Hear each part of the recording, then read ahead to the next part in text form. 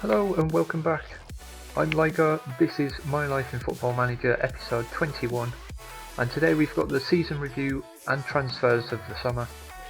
So if you like the episode, don't forget to leave a thumbs up, subscribe to follow along, and let's kick it off with the season review. We go into the new arrivals, and it looks like Luther Williams has got signing of the season. No surprise there, more or less ever present. He missed 2 games all season. One of them being the one that we dropped him for in the final game, just to rest our players. He even contributed with 13 goals and 7 assists, averaging a 7.66. No argument there, he's been head and shoulders above everyone else. Ruben Davies is another one with 39 goals all season. As you can see, most of the signings we made were a success. There were very few that didn't work out, and if I just keep scrolling down, you can maybe look at Lamina Torre, Robbie Capps. Didn't maybe hit the heights we were expecting, but still performed well. And if we scroll right to the bottom, Adam Parks, a substitute keeper. Marcus Wood played 30 games, 6.77 on average. Aidan Francis, another one, played a lot of games, but still valuable contributions to the squad. Khalid Simo, he was a disappointment. As you can see, 10 games, 9 substitutes. 5 goal contributions from one of our top earning players. He was a disappointment. But moving on to the results, confirmation as champions, board confidence an A+. We were expected to reach the playoffs, we smashed that. Average home attendance just under 2,000, so only filling a third of the ground. So we've got plenty of room there before we have to worry about an issue with the stadium. Moving on to moments to remember. 5-0 smashing of Harrow away from home was the biggest win of the season. Match to remember was another 5-goal escapade away from home with 5-1 against FC United. The goal of the season went to, who was that? Sochak after 17 minutes. Fortunately still can't click through to them. Finances, a couple of reds, but in general are looking healthy, and I'll show you them in a moment. Sponsorship down ever so slightly from last season. As you see, the values there are the same. Broadcast revenue down 1,000 from last season. Corporate and hospitality has nearly doubled. Competition prize money has nearly tripled. And matchday commercial and retail is up nearly 100,000 as well.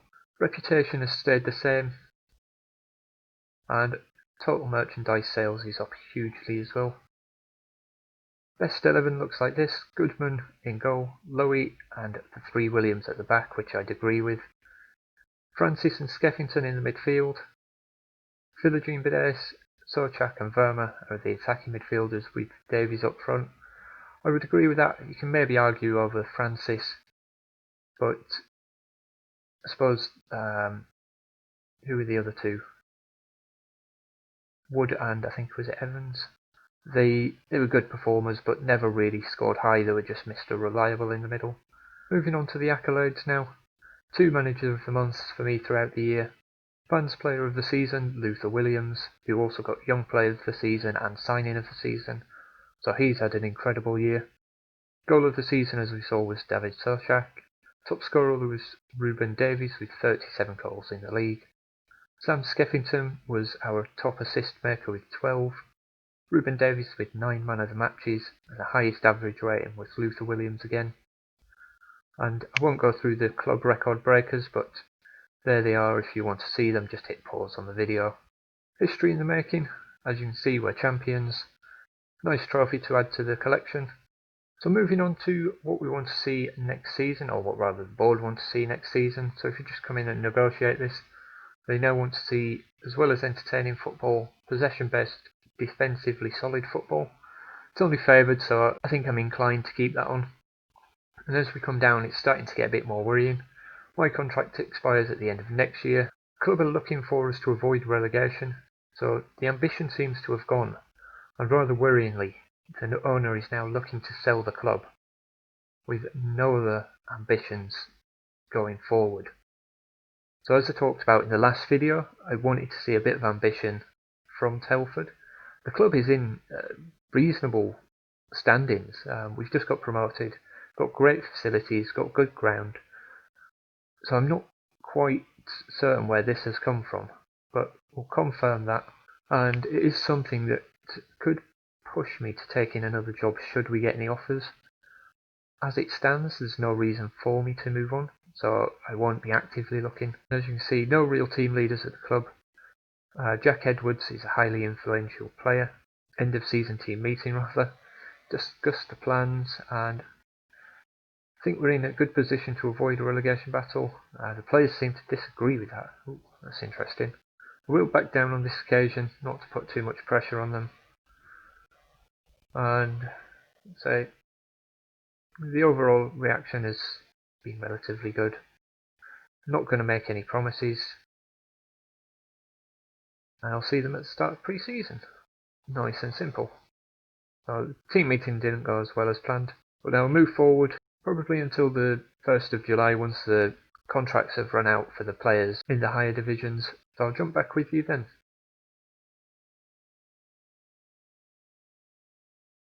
We're back, it's the 1st of July, and the players that were leaving have now left. I've renewed what contracts that I could and wanted to renew, and I'll get to the squad in a moment. I just want to go into the finances first. And as you can see, we've got about 5,000, 6,000 euros available to spend on the wage budget. We've still been given a huge transfer budget of 800,000, which I don't see myself using at this level. Overall balance, we've got 1.6 million in the bank, which is very, very healthy. So I'll move across to the squad. This is what it currently looks like.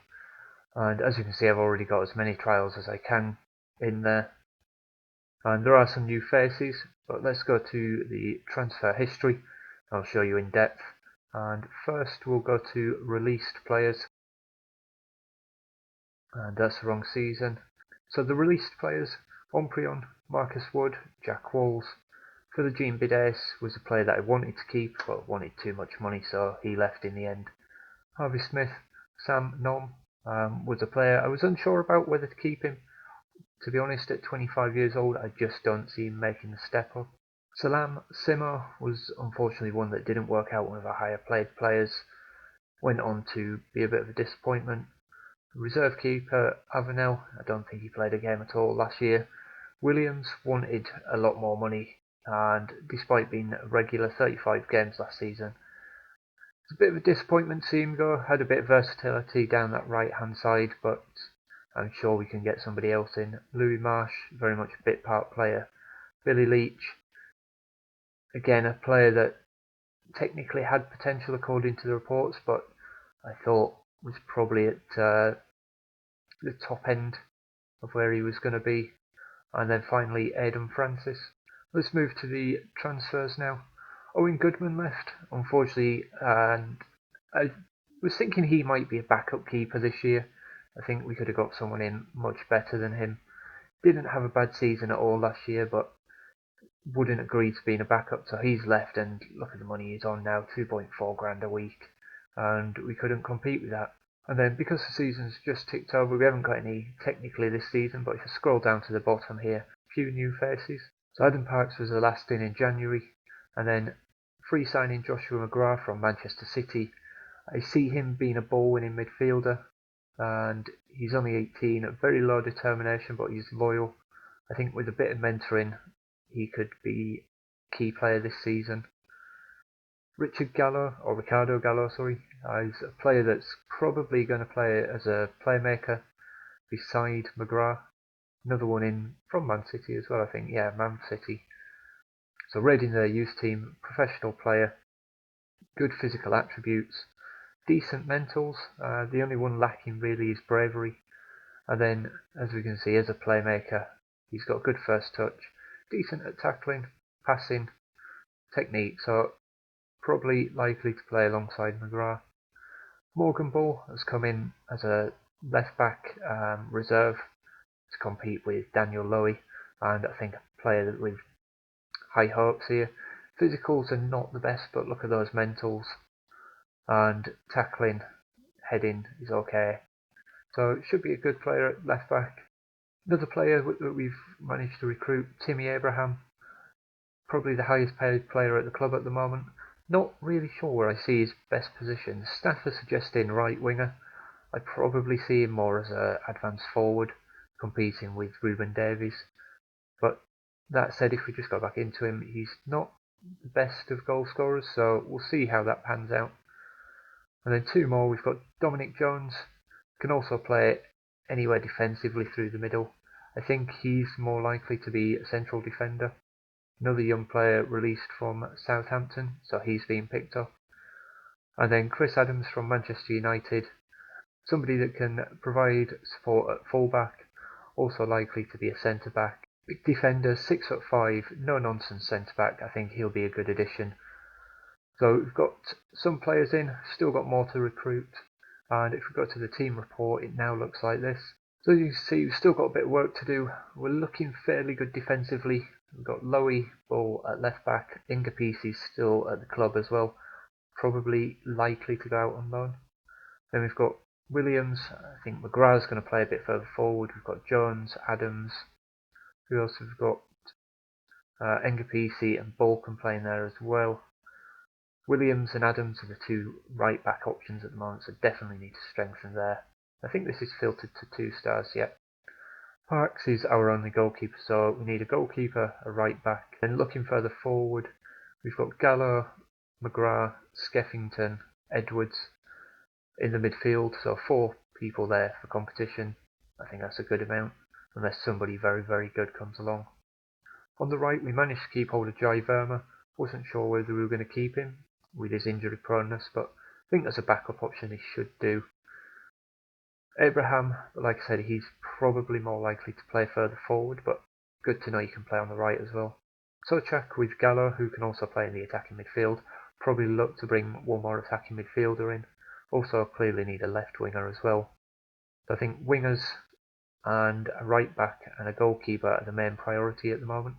So I'll forward on a bit, see who I can recruit, and I'll come back to you with some news. A couple of weeks on, and we've got a few more updates. As you can see, a lot of activity going on. Since I last spoke to you, we've got Aidan Craigie that's come in and gone out on loan, one for the future. Dejanay Campbell looks to be a left-sided winger, good option, can also play anywhere across the front three, and should we need to, up front as well. Tijani Boateng has come in as another left winger to provide backup for Campbell. Lewis Payne has come in, looks to be a good option as an attacking right back. Emmanuel Idem has come in to strengthen the goalkeeping position, looks to be a good quality starter. Was at QPR, never really played, has only played 3 games for Canvey Island, so a bit of a gamble, but I think he's a good age, 25 years old, driven personality, so somebody that can drive the team on from the back. Mackenzie Hunt has come in as somebody that can play anywhere in the midfield. Can either play out wide as a winger or as a creative player through the middle. Probably won't play him defensively because of his low tackling and marking attributes. But again, somebody with good mental attributes and a good personality to drive the team forward. Jake Cleave has come in as an attacking winger and can play either side, either on the right or on the left. Looks to be able to be a good backup either side. Cian Reid has come in as another centre-back.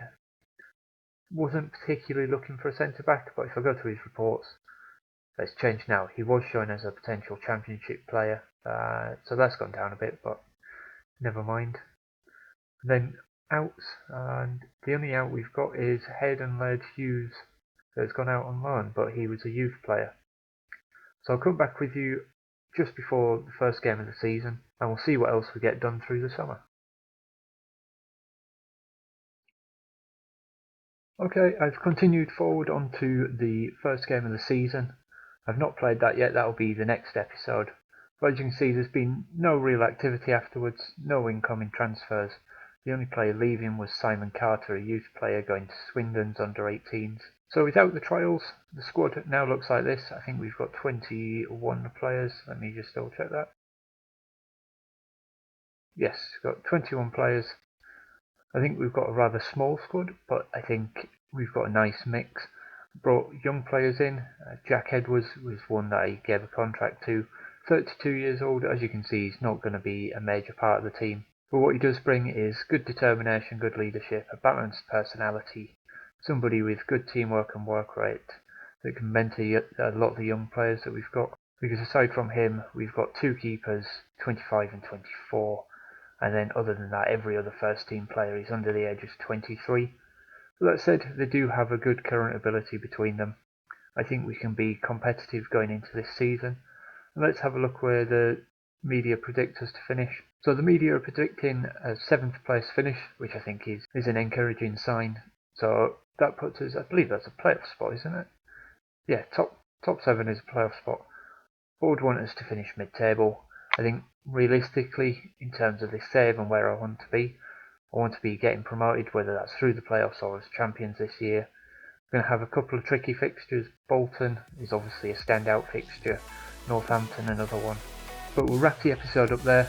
If you've enjoyed it, remember to leave a thumbs up, subscribe to the channel to follow along, and it does help me out in making these videos. Thank you for watching, and I'll see you next time.